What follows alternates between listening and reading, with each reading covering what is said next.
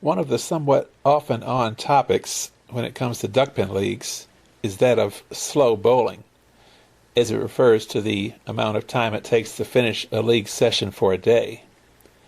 There was an article in a 1965 edition of the Washington Daily News that addresses the problem.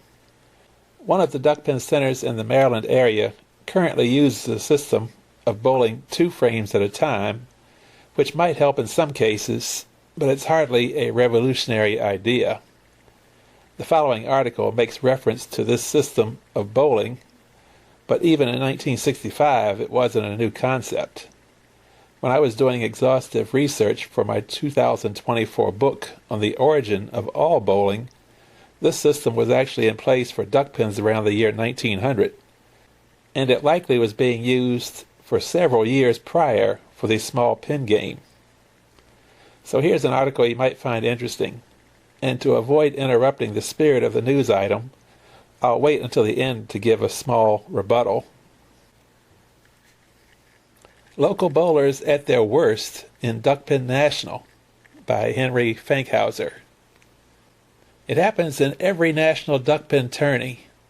Bowlers come off the lanes at 3 a.m. griping and swearing about how long it takes to bowl and how far behind the schedule gets. This year's national at Hagerstown is no exception. But what the bowlers fail to realize is that the fault lies mostly with them. Sure, the machines break down at times, runners take time to kick flybacks into the channels, bowlers show up late, but in the long run, most of the fault is the way the bowlers bowl. Slow bowling is a disease. I watched many bowlers in Hagerstown wait until the bowler on the next lane rolled 3 balls. I timed bowlers waiting a full 30 seconds between eyeing the pins and actually delivering the ball. And I saw bowlers being criticized by others for proceeding to roll a ball while the other was on a spare break. "Where is your courtesy?" the one would growl. The courtesy was trying to finish on time so that those who follow would not be forced to stand around and wait. 2 weeks ago, this column revealed that the Ladies District Minor was trying to cure this duckpin disease with the ball-for-ball method. That is, bowlers would alternate their delivery, spare break or not. The experiment was working out. Matches were taking less than 2.5 hours to roll. Phil DeLozier, secretary of the Twin Brook 565 Mixed, took that column seriously.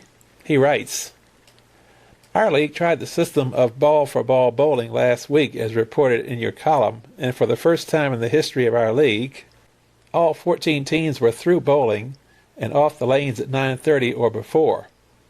Many of us were finished by 9:15 or 9:20. A few people griped, but the first night of any change upsets some. But overall, it is a tremendous improvement.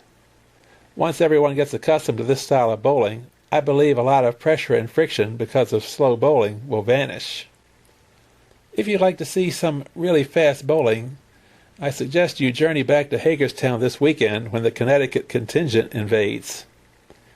New England bowlers are the most independent in the game.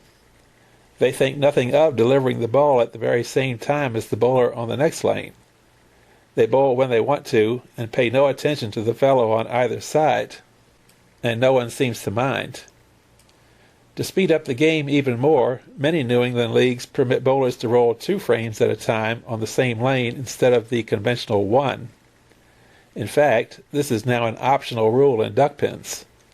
If a league wishes to bowl in this fashion, it may. However, all bowling in the national tournament must be box by box.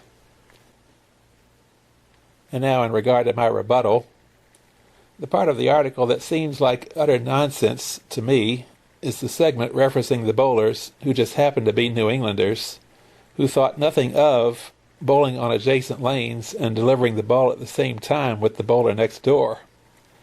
This would seem like an invitation for trouble on a daily basis when it comes to serious leagues, mainly because some bowlers might intentionally step in someone's way or pretend to be oblivious and drift into the path of the other guy or girl, especially if there was a competition for first place between the two factions. It's one of those situations where the minority should not rule just because they are clamoring for it in the name of speeding up the game.